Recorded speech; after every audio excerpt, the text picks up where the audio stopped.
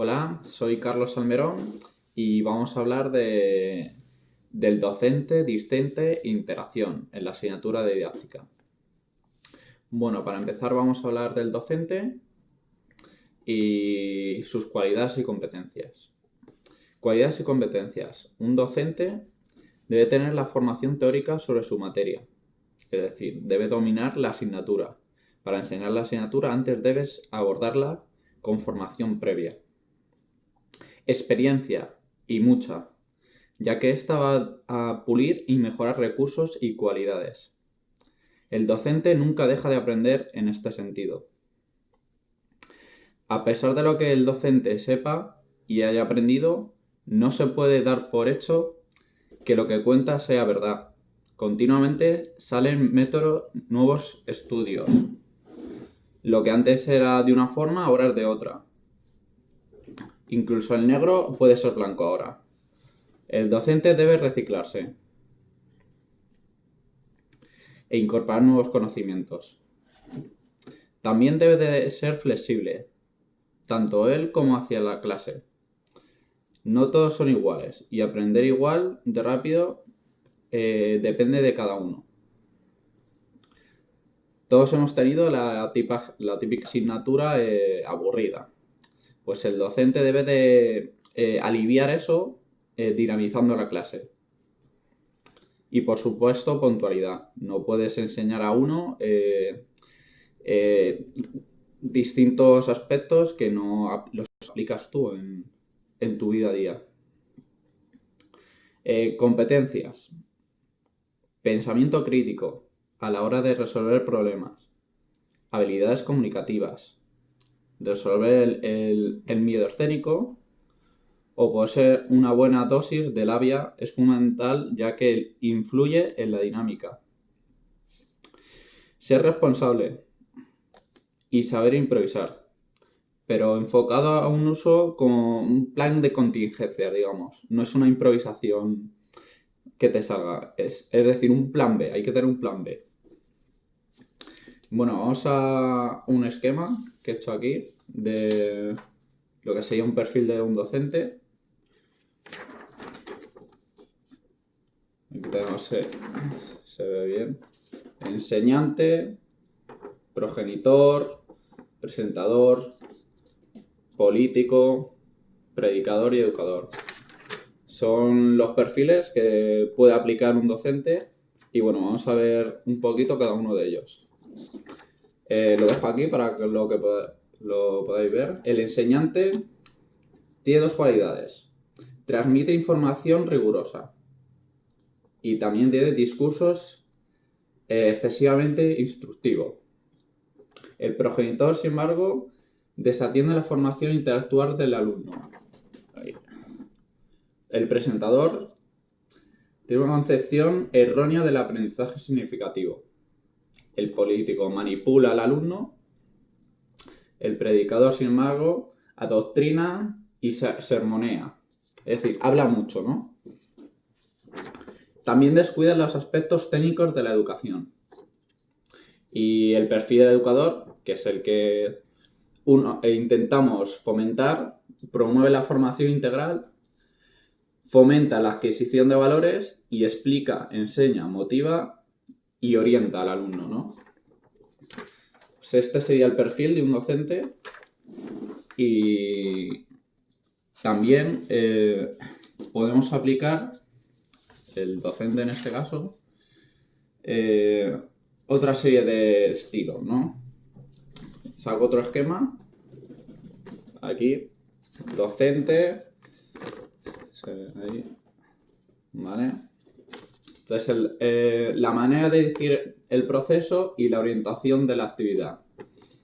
El docente, según un estilo autocrático, mantiene el control, dominante y no dialoga. Es decir, no deja intervenir al alumno. El alumno va, asiste a clase y ya está. El democrático tiene una posición intermedia junto a laissez-faire y el autocrático. que es el alumno que participa. Entonces ya aquí vemos un poquito de interacción con el alumno. Y el laissez-faire, en último lugar, que es dejar hacer, el alumno no participa, carece de organización y es incapaz de crear una estructura de aprendizaje. Estas dos últimas tendrían un estilo progresista, es decir, vamos a la vanguardia. Innovan en estrategia, disfrutan con situaciones de riesgo y recurren a soluciones nuevas, ¿vale? El autocrático, sin embargo, es un estilo conservador, ¿no? Digamos que puede ser de la vieja escuela. Recurren a soluciones antiguas, anteriores, ¿sabes? Minimizan los cambios y trabajo instructivo.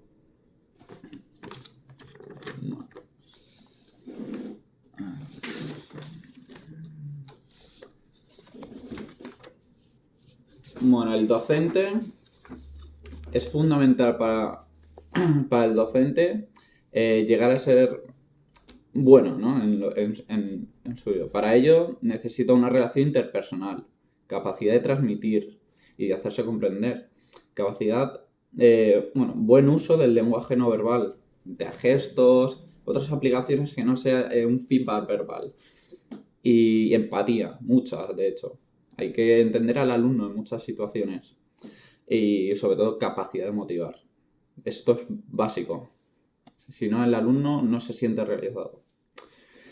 También el método como estrategia en la práctica, que lo dividimos en dos. Estrategia en la práctica global y estrategia en la práctica analítica. En la práctica global diferenciamos una global pura, global polarizando la atención y global modificando la situación real, ¿vale? Esto es cuando prestamos la actividad de forma completa. Luego tendríamos una estrategia en la práctica analítica, cuando la tarea se puede descomponer en partes y se enseñan por separado. Puede ser analítica pura, analítica secuencial o analítica progresista. Muy bien.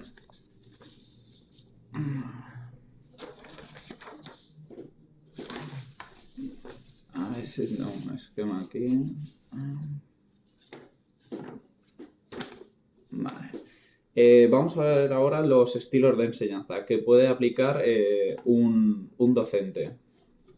Son varios, yo he resaltado 7 que son vistos en clase y son aplicados y hay que saber un poquito cada uno de ellos. Este sería un pequeño esquema que he hecho.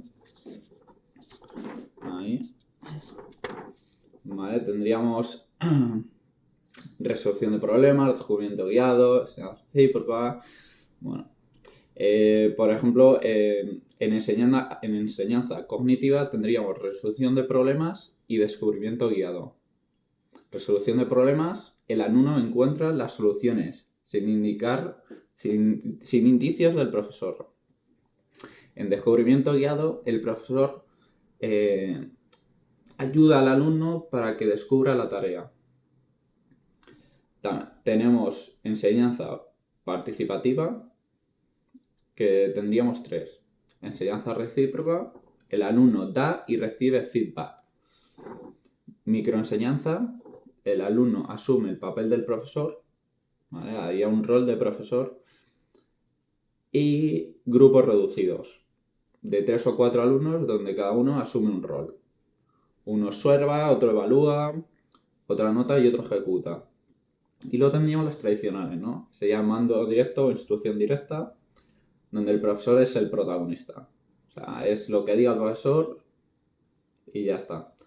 Y luego la asignación de tareas. El alumno asume parte de las decisiones. Es activo, por ejemplo, es el que se ve mucho en clase.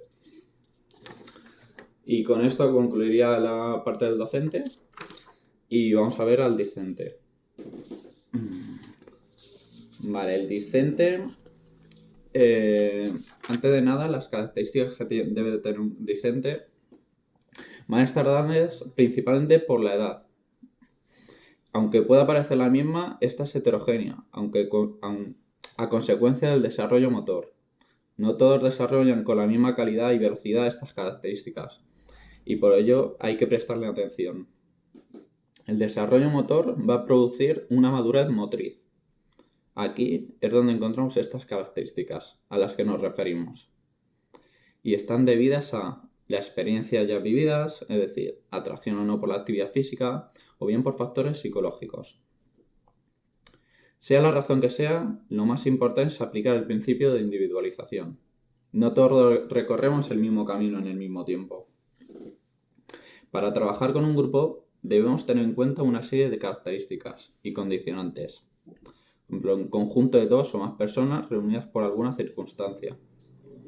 Existe interacción entre sus miembros. Tienen conciencia de pertenencia al grupo. Se generan normas y metas. Y duración, pues, formal o informal. ¿Vale? Hay que motivar al grupo. Así se dice que el grupo es permeable. De lo contrario, si la motivación es baja, no lo sería. Impermeable. O no permeable. Vale, tengo aquí un grado de homogeneidad de lo que sería el discente esquematizado. ¿Vale? Aquí vemos la motivación, rendimiento, adscripción, ¿vale? Ya tenemos de las dos gemas. Vale, tendríamos la adscripción, la de arriba. No. La adscripción, por ejemplo, cuando una persona pertenece a dicho grupo, sin haber podido tomar parte práctica en la decisión de pertenecer a ella. Es decir, que no ha tomado decisión, ¿no? Ha estado obligado, no ha elegido, no ha tenido elección de elegir. Luego tendríamos la adquisición, cuando una persona, por iniciativa propia, decide formar parte de un grupo. Aquí lo elige el discente el grupo. ¿Vale? También teníamos los tipos de grupo, ¿vale? Lo que he comentado, y la motivación y el rendimiento. Vale.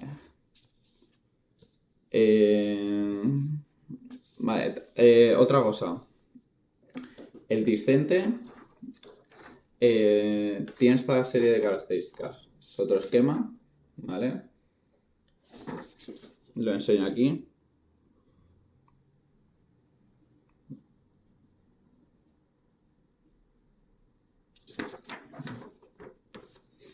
Vale.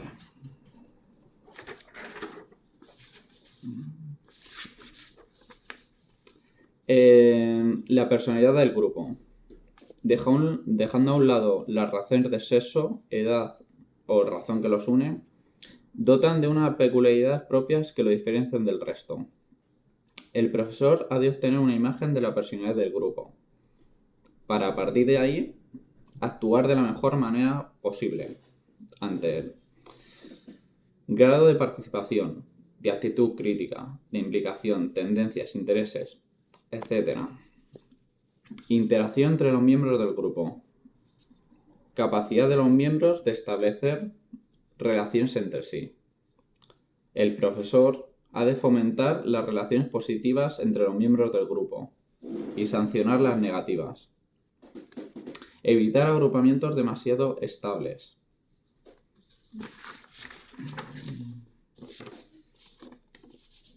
Estructuras de la relación social del grupo. Debemos tener en cuenta 3 cosas. Sistemas de estratificación social o jerarquía en la que los individuos se encuentran situados. Grupos grandes. Evitar decisiones en subgrupos. Descubrir al líder para influenciar sobre el grupo.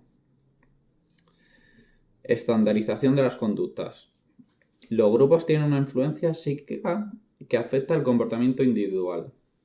Pueden influir en las actitudes individuales y estabilizar su comportamiento. Hay también una presión del grupo, ganas de ser aceptado. Por último, debe crearse una cohesión del grupo. ¿Vale? No sé si lo tenía por aquí. Más. Lo que estábamos diciendo del esquema este. En último lugar estaría la cohesión.